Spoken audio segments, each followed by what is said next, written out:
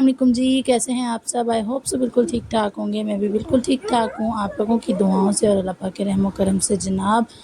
तो बस काम हो रहे थे, जो हम घरेलू ख़वातीन का काम है। मैं क्या, अब सब जो हैं मदर भी हैं, वाइफ़ भी हैं, बहू भी हैं, वो ऐसे ही काम करते हैं। जो हम सेपरेट रहते हैं वो तो करते ही करते हैं, लेकिन जो जॉइंट फैमिली में रहती हैं मेरे ख़्याल है उनका काम ज़्यादा होता है। वो बैठ भी नहीं सकती हैं, इधर से ससुर आवाज़ दे रहे हैं, उधर से सास आवाज़ दे रही हैं, उधर से नंदे आवाज़ दे रही हैं, और हमें भी अपना काम सारा का सारा ख़ुद करना पड़ता है। वहाँ पे ये होता है कि थोड़ा काम थोड़ा सा बांटा जाता है, लेकिन हमें भी अपना काम सारा का सारा ख़ुद करना पड़ता है। लेकिन मुझे ऐसा लगता है कि वो जो होती हैं ना, वो ज़्यादा काम करती हैं, वो ज़्यादा जो है थक जाती हैं शाम तक, क्योंकि सबको देखना होता है उन्होंने। हमने तो सिर्फ अपने हस्बैंड को और अपने बच्चों को देखना होता है। और अगर हस्बैंड जो हैं कोऑपरेटिव हों फिर तो और भी ज़्यादा मज़ा आ जाता है कि वो हस्बैंड होते हैं ना, शोर मचाते हैं, खाना दो, टाइम पे खाना दो, टाइम पे ये करो, टाइम पे वो करो, गन ना डालो, ऐसे ना करो, वैसे ना करो।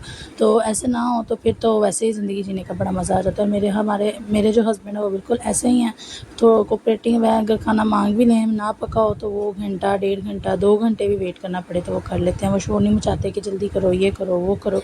मैं खुद अपनी तरफ से जल्दी जल्दी करती हूँ, जब वो मांग लेते हैं कि अब मैं जल्दी जल्दी कर लूँ। तो अभी भी मैं यहाँ पे मैंने मशीन लगाई थी, मैंने सोचा था कि मैं ना कपड़े धो लेती हूँ। तो उन्होंने मुझे कहा कि मुझे भूख लगी है, कुछ खाने को है तो दे दो। तो मैंने चावल बनाने ही थे, मैंने कहा मैं अलहदा से कुछ बनाऊँ, फिर थोड़ी देर बाद चावल बनाऊँ। तो बस मैं फिर पुलाव ही बना लेती हूँ। मैंने फिर आलूओं वाला, पहले मैंने सालन और चावल बनाने थे, फिर मैंने जब मशीन लगा ली तो मेरा दिमाग काम किया। मेरे दिमाग ने कहा कि चलो हम ना आलूओं वाला पुलाव बना लेती हूँ, इससे मेरा भी काम ईज़ी हो जाएगा, कपड़े भी वॉश हो जाएंगे। तो बस यही रूटीन होती है, सुबह उठो, काम करो, खाना पकाओ, बच्चे संभालो, ये वो। मैरिड ख़वातीन की यही लाइफ रह गई हुई है। तो वैसे अल्हम्दुलिल्लाह अल्हम्दुलिल्लाह हमारे पास जो है ये अल्लाह पाक की दी हुई नेमतें हैं, अल्लाह पाक की दिए हुए तोहफ़े हैं, और अल्लाह का शुक्र है अल्लाह पाक ने हमें ये नेमतें दी हैं। और अल्लाह पाक का शुक्र है कि अल्लाह पाक ने मुझे हिदायत दी है। यकीन करें, मैं नमाज़ पढ़ती हूँ, मुझे इतना सुकून मिलता है, इतना सुकून मिलता है। अब आप लोग कह रहे होंगे कि आप ही हर वक्त क्या कहती रहती हैं, अगर पढ़ती हैं तो अपने लिए पढ़ती हैं। मैं अपने लिए ही पढ़ती हूँ, मैं किसी के लिए नहीं पढ़ती।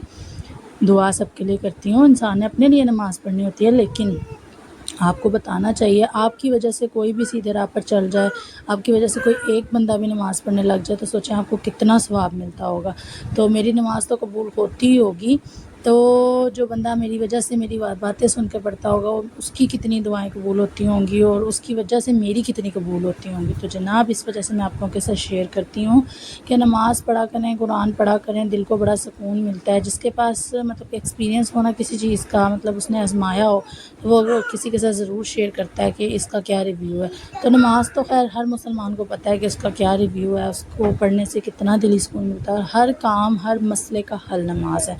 तो बस यहाँ पे मैं बना रही थी आलूओं वाला पुलाव। तो जनाब, अब जब अल्लाह पाक आपको नमाज के लिए भी बुलाए ना, तो मेरा ख़्याल है कि आपको तब भी अल्लाह पाक का शुक्र अदा करना चाहिए, अल्लाह पाक का लाख लाख, क्योंकि अल्लाह पाक ने आपको इतनी तौफ़ीक दी है। अल्लाह पाक ने चाहा है तो आप उसके मसल्ले पे खड़े हुए हो, अगर वो ना चाहता तो आप कभी भी। हम बहाने बनाते हैं ना कि हम नमाज नहीं पढ़ी यार, कपड़े गंदे थे, मैं काम कर रही थी, मैं ऑफ़िस में था, मैं ये थी, मैं वो था। ऐसा नहीं है, कोई भी काम अल्लाह की मर्ज़ी के बगैर नहीं होता। एक पत्ता भी है ना, वो भी अल्लाह की मर्ज़ी के बगैर नहीं हिलता। तो अगर आप नमाज़ नहीं पढ़े, इसमें आपका कोई एक्सक्यूज़ नहीं है। अल्लाह पाक को आपसे कोई ना कोई गलती हुई है, कहीं ना कहीं आपसे कोई गुनाह हुआ है, छोटा बड़ा, सगीरा या कबीरा, ये अल्लाह जानता है या आप जानते हैं, जिसकी वजह से आपको नमाज पर, मुसल्ले पर अल्लाह पाक खड़ा होना नहीं नसीब फरमा रहा। और बस मैंने भी जो बड़ों से सुनी है, मैं आप लोगों के साथ शेयर करती हूँ बातें। ऐसा नहीं है कि मैंने खुद पढ़ी हैं तो मैं शेयर कर रही हूँ, नहीं नहीं, मैंने अपने बड़ों से सुनी है। अपने जो हैं कुछ ऐसे बड़े हैं जो इस्लाम की तरफ चलते हैं, कुछ ऐसे मौलवी हैं, कुछ ऐसे जानने वाले हैं जिनसे ये बातें सीखी हैं, और जो तजुर्बा है वो आप लोगों के साथ शेयर कर रही हूँ, जो सुना है, जो सीखा है। तो बस मैंने यही सुना है कि अल्लाह पाक नहीं चाहता, जब वो आप मसल्ले पे खड़े होते हैं ना, तो सबसे पहले अल्लाह पाक का शुक्र अदा किया करें नमाज़ पढ़ने के बाद, नमाज़ उठाने के बाद, कि या अल्लाह पाक तेरा शुक्र है, तूने इतनी तौफ़ीक दी कि तेरे मसल्ले पे खड़े हुए हैं, तूने हमें अपनी बारगाह में जो है हाज़िर होने की तौफ़ीक दी है, तूने हमें अपने जो है अपने से गुफ्तगू करने की तौफ़ीक दी है। अगर अल्लाह पाक ना चाहता तो आप अभी भी नमाज़ ना पढ़ते, ठीक है। तो अगर आपने पढ़ी है तो ये अल्लाह पाक की मर्ज़ी से हुआ है। تو بس جناب یہاں پہ میرے ساتھ ساتھ کام بھی ختم ہو رہے تھے. آج میں نے ساری بیڈ شیٹس وغیرہ سب کچھ جھاڑی تھی, سب کچھ چینج کیا تھا. میں نے کہا نہیں بھائی صبح سے میں نے نماز پڑھنی ہے, اور آج میں نے نماز پڑھی تھی جس دن میں یہ وائس اوور کر رہی ہوں. اور نماز پڑھ کے مجھے بڑا دلی سکون ہوا تھا. ابھی بھی میں ظہر کی نماز پڑھ کے وائس اوور کرنے آئی تھی, اور مجھے اتنا سکون مل رہا تھا. ایسا لگتا ہے جیسے مسئلے اگر آپ کے کوئی حل ہوئے ہوں یا نہ ہوئے ہوں, لیکن نماز پڑھنے کے بعد جو دلی سکون ملتا ہے نا, ہر مسلمان میرے ساتھ مجھے کمنٹ سیکشن میں بتائیے گا کہ ایسا ہی ہے. میرے ساتھ تو ایسا ہی ہوتا ہے, اور مجھے لگتا ہے کہ ہر مسلمان کے ساتھ ایسا ہوتا ہوگا. ٹھیک ہے. اور دوسری بات, درود شریف کثرت سے پڑھا کریں. یہ بھی میں نے آزمایا ہوا وظیفہ ہے میرا. تو درود شریف جب میں پڑھنا شروع کرتی ہوں نا, اپنے نبی پاک پر, اپنے پیارے رسول پر, اپنے پیارے حبیب پر میں درود بھیجتی ہوں نا, تو دن میں ایک دفعہ بھی بھیجوں نا تو مجھے ایسا لگتا ہے میرا کوئی نہ کوئی کام سیدھا ہو رہا ہے. اور اگر میں بیچ میں کہیں رک جاؤں, کہیں نماز نہ پڑھوں, کہیں درود شریف نہ پڑھوں, تو مجھے ایسا لگتا ہے میرے بنے ہوئے کام بھی بگڑ رہے ہیں. یقین کریں مجھے ایسا فیل ہوتا ہے. پتہ نہیں یہ سب کو ہوتا ہے یا نہیں, مگر مجھے ایسا فیل ہوتا ہے. ٹھیک ہے. تو میں یہی کہوں گی کہ درود شریف پڑھا کریں, نماز پڑھا کریں. تو بس جناب آ جاتے ہیں اپنے کاموں کی طرف. یہاں پہ دیکھ لیں برتن وغیرہ دھل رہے تھے, اور کل کا جو میرا ٹاپک تھا اس پر ضرور غور کریے گا کہ بیٹیوں کو ماں باپ کے گھر جانے سے مت روکا کریں. اور بیچ میں وہ میری ویڈیو ختم ہو گئی تھی, تو میرا وائس اوور بیچ میں مجھے سٹاپ کرنا پڑا. تو میں بس یہی شیئر کر رہی تھی سسرال والوں کے ساتھ جو اپنی بہوؤں کو, اپنی بیویوں کو ان کے مائکے جانے سے روکتے ہیں. پلیز میری ریکویسٹ ہے, بلکہ میری طرف سے ہر اس لڑکی کی ریکویسٹ ہے جو بیچاری بول نہیں پاتی ہے اپنے گھر والوں کے سامنے, اپنے سسرال والوں کے سامنے, کہ کہیں میرا گھر نہ خراب ہو جائے. انہیں مت روکا کریں, کیونکہ انہوں نے تب تک جانا ہوتا ہے جب تک ان کے ماں باپ زندہ ہوتے ہیں. جب خدا نخواستہ اللہ نہ کرے ان کو کچھ ہو جاتا ہے نا, تو پھر اس کے بعد اگر ان کو پیار سے بھائی بھابیاں بلاتے ہیں تو وہ جاتی ہیں, ادروائز وہ مائکے نہیں جاتی. یہ میں نے بہت جگہوں پر دیکھا ہے.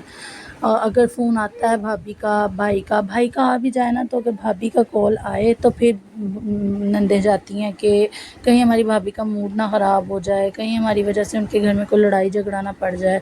تو اس وجہ سے جب تک ان کے ماں باپ زندہ ہیں نا, ان سے یہ ضد مت لگایا کریں کہ تم کیا اینی ٹائم مائکے کرتی ہو, تم کیا اینی ٹائم اپنی ماں کے گھر پہ چپکی رہتی ہو, تم ان کے دروازے پہ لگی رہتی ہو.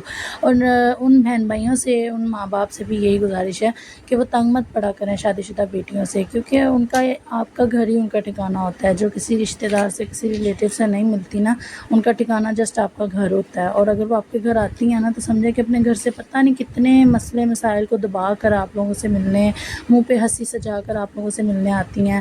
اور کبھی کبھی آپ کو دکھ بھی نہیں بتاتی اپنی, کبھی کبھی اپنا کوئی گلہ شکوہ آپ سے نہیں کرتی, صرف اپنے آپ کو جو ہے تھوڑا سا فریش کرنے کے لیے آتی ہیں. تو یہ مت سمجھا کریں کہ وہ اپنے گھر میں سکھی ہیں, ہم دکھی ہیں, اور یہ ہمیں اور تنگ کرنے آ گئی ہیں.